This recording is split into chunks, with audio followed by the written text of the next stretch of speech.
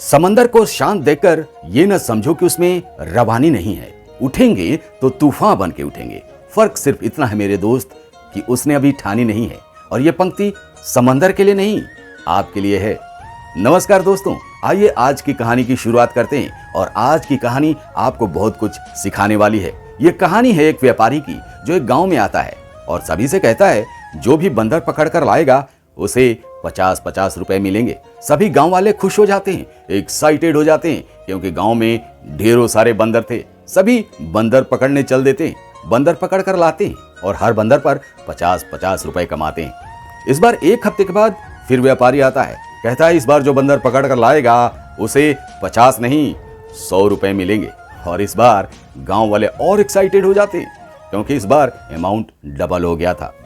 बंदर पकड़ कर लाते हैं और इस बार 100 रुपए कमाते हैं।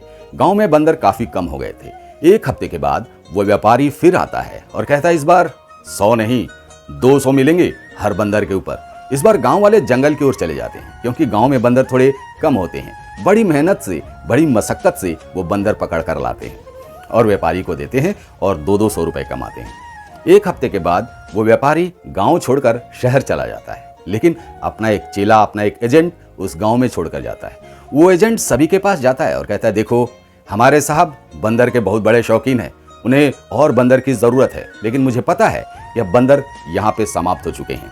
अगर तुम चाहो तो मैंने बंदर रखे हैं, 300-300 रुपए में ये सारे बंदर मैं तुम्हें दे दूंगा। और जब साहब आएंगे तो तुम इसे 500 रुपए में कमा सकते हो। इस पर 500 रुपए कमा सकते हो। इस बार साहब 500 रुपए देने वाले हैं। सभी गांव वाले उसकी बात में आ जाते हैं, अपना खेत बेच देते हैं, घर बेच देते हैं और उस पैसे से, उस मेहनत के पैसे से बंदर खरीद लेते हैं। उसके बाद न व्यापारी आता है न वो एजेंट आता है।